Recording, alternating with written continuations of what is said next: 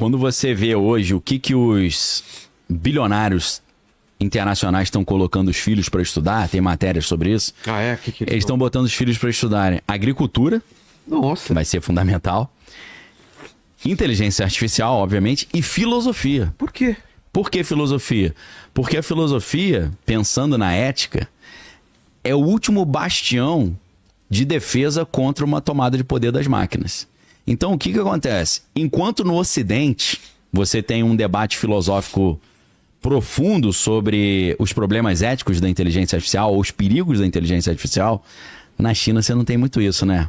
Não tem uma galera de filósofos falando, vamos pensar hipoteticamente, um exercício mental aqui, os problemas da inteligência artificial, de trazer desigualdade, tirar emprego, ter que gerar uma renda básica universal, a humanidade ficar presa, né, a esse sistema.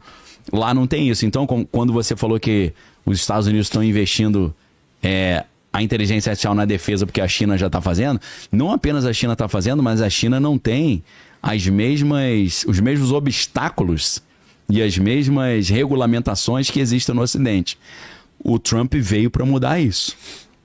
Eu sempre tenho falado, né? O ponto-chave, quando o Vale do Silício parou de apoiar o Biden, passou a apoiar o Trump, foi quando teve uma reunião entre a gestão Biden-Harris e vários... Eles chegaram a apoiar o Biden? Apoiavam, o Vale do Silício sempre foi 100%, progressista. Sempre foi. Progressista. O único ponto fora da curva era o Peter Thiel, que apoiou. O Elon Musk?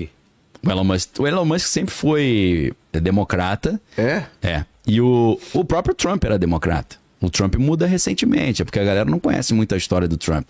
Trump era amigão do Bill Clinton, da Hillary Clinton, dessa galera toda. Então, esse pessoal deu uma guinada pro Partido Republicano recente. Acho que o único que não deu uma guinada recente pro Partido Republicano foi o novo Papa, né? O Robert Prevost, o Leão XIV, que desde 2012 é filiado ao Partido Republicano, né? Que é um problema. Mas o que acontece? Essa galera do Vale do Silício, que sempre foi progressista, inclusive, eu vou citar um outro livro aí, esse eu só me lembro em inglês, não sei se tem em português. Who Owns the Future? A quem pertence o futuro ou quem domina o futuro? Do Jaron Lanier. Jaron Lanier é Jaron com J, Lanier. Jaron Lanier. Jaron Lanier é um cara, um gênio, cara figuraça, né? Tem uns dread assim, gordão, músico, figuraça. Foi ele que criou o termo realidade virtual. Ele inventou esse termo, Virtual Reality. Ele já foi engenheiro-chefe da Microsoft. E ele é um dos poucos caras de dentro do Vale do Silício, os insiders, né? Até você falou da insider, eu lembrei agora aqui. Ele é um dos poucos insiders do Vale do Silício que critica o Vale do Silício. Ele é aquele cara que escreveu o livro 10 motivos para você deletar suas redes sociais. Sei. Que ele fala que se você usa de graça, é você que é o produto, né? Quando você não paga para usar um serviço, você que é o produto a ser vendido por causa da mineração de dados, né? E tal, Big Data e por aí vai. Ali o livro, Who Owns the Future. A minha versão é até uma versão mais antiga que essa. Do Jaron Lanier, né? E ele tem esse livro também, You Are Not a Gadget, né? Você não é acho que uma bugiganga que traduziram. Você não é um gadget, em português, tá? Você não é um gadget. Esse cara é sensacional. Esse cara, ele já alertava para esse problema. Por quê?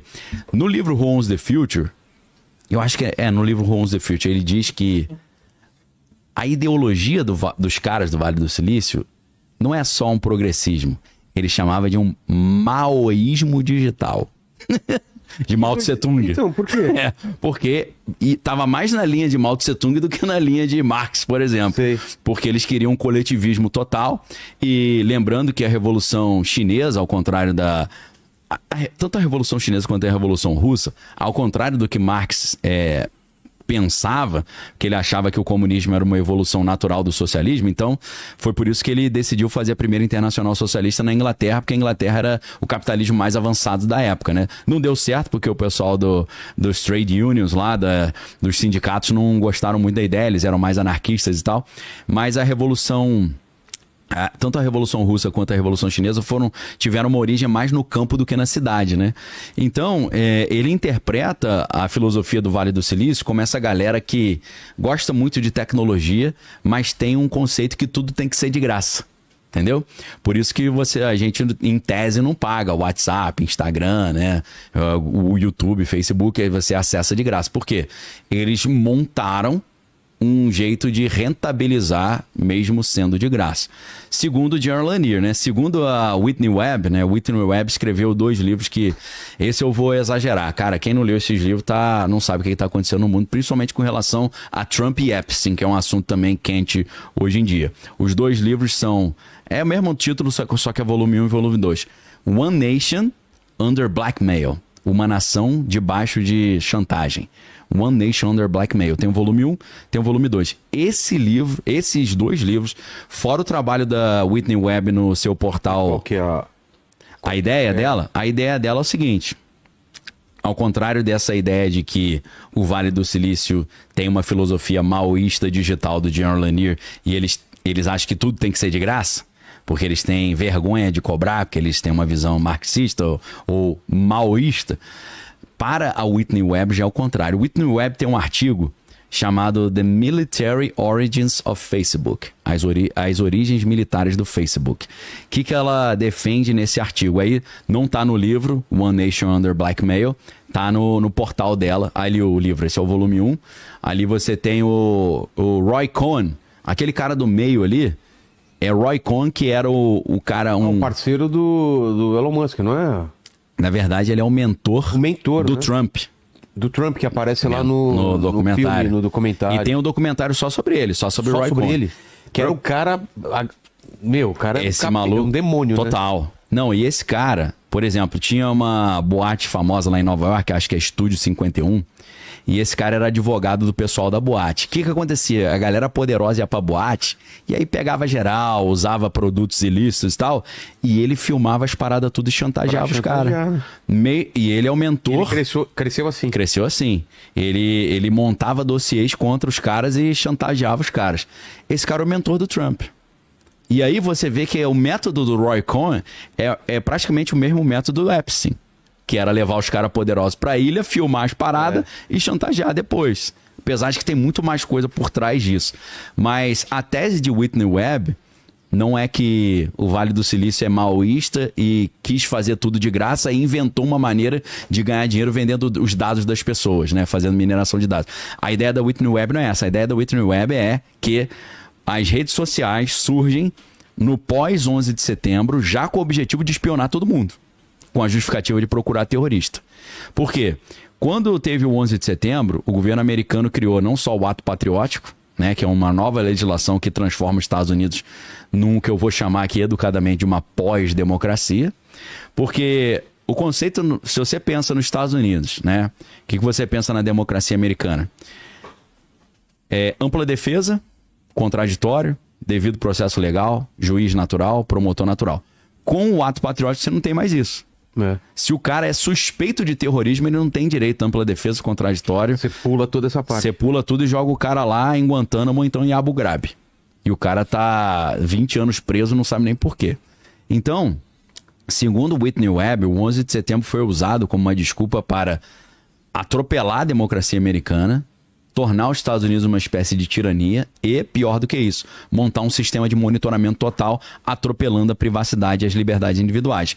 Para isso, eles criaram um projeto chamado TIA, Total Information Awareness, ou seja, consciência total da informação. Qual que é o objetivo? Espionar todos os americanos com a desculpa de saber se alguém é terrorista. Mas, na verdade, é para ter controle sobre todo mundo. Claro. Né? É o mesmo pensamento, né? De chantagear. É a mesma ideia. Precisar. Mas sempre tem que ter uma desculpa. Imagina os caras têm acesso ao celular do Lênin. Ixi, tô lascado. Né, Lênin? O meu também, cara. Tô lascado. Melhor não, vai né? escutar uns reggae doidaço das antigas, né? Não é muito do reggae, né? Eu sou bastante. É mesmo? Bastante. Ele gosta. Aí tá mais pra Bob Marley do que pra Lenny Kravitz. Que acompanha o reggae. Abaixa, casa. Abafa, né? Isso aí fica pra próxima. Então, aí que acontece? Quando o Congresso e a população descobrem que o governo americano tá espionando todo mundo, mesmo com a desculpa de procurar terrorista, eles falam, não, isso aí não pode não. Aí o Congresso se levanta contra esse projeto e fala, parou, tem que parar. E aí a gente falou isso na outra vez que eu vim aqui. O Total Information Awareness, ele para no dia 3 de fevereiro de 2003 e o The Facebook é inaugurado no dia 4 de fevereiro de 2003. Um dia seguinte, depois. com patrocínio dessa galera toda. do pessoal da DARPA, do pessoal da CIA. Então toda essa galera, todas essas redes sociais foram criadas recebendo apoio dessas empresas. Nesse artigo da Whitney Webb, se vocês quiserem colocar, é The Military Origins of Facebook, tá? É difícil de achar, os buscadores não dão muita moral não, mas se tu cavucar, você acha, tá? The Military Origins of Facebook. Nesse artigo ela fala não apenas que o Facebook tem uma origem militar, mas fala também do Google, porque Larry Page e Sergey Brin estavam fazendo doutorado na Universidade de Stanford, lembrando que a Universidade de Stanford fica na Califórnia, lá perto ali do Vale do Silício, e é a universidade onde tem o direto vínculo entre a academia e a ciência e a tecnologia. E é onde a CIA começou a fazer a terceirização dos seus trabalhos. Porque muitas coisas que a CIA faz, ela fica debaixo da supervisão do Comitê de Inteligência do Senado. Então o Senado americano supervisiona o trabalho da CIA e fica botando dificuldade, como aconteceu com o Total Information Awareness. E sempre que o Congresso começa a encher a paciência da CIA, eles terceirizam para o setor privado o trabalho. Porque no setor privado o governo não deve ficar metendo bedelho. Então, todo o sistema de defesa americano com os contratantes de defesa, Lockheed Martin, Boeing, Raytheon, Northrop Grumman, eles terceirizaram e as pesquisas mais avançadas de equipamentos bélicos não acontecem no governo americano, acontecem nos setores mais secretos dessas empresas. A Lockheed Martin tem um setor chamado Lockheed Martin Skunk Works, que é só projeto secreto para o governo americano. A Boeing tem um setor chamado Phantom Works, que é onde eles fazem o projeto secreto. E a Raytheon tem um departamento secreto chamado Raytheon Bike Shop, que é a loja das bicicletas, né? Então. Que é lá onde eles fazem os drones e as aeronaves mais loucas do mundo. E por que chama de negócio de bike? Sei lá, cara. É como se fosse a oficina das bicicletas. Sei. Que é onde a garotada vai lá e bota um para-choque, um paralama novo. Sei. É como se fosse o local das experiências, né? Tá. Então vem daí, né? Então, a tese de Whitney Webb é que já na sua concepção as redes sociais foram criadas pelo Departamento de Inteligência para espionar. A gente vê isso quando a CIA decide criar uma incubadora de startups chamada InQtel. InQtel é IN-Q-Tel, InQtel.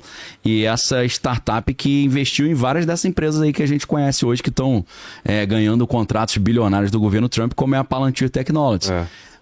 Não é por acaso que o Facebook surge em 2003 e a Palantir também surge em 2003, que as duas empresas, segundo o Whitney Webb, estão trabalhando para espionar todo mundo com a desculpa de procurar terrorista. Só que esse negócio de terrorista islâmico, daqui a pouco evolui para terrorista doméstico.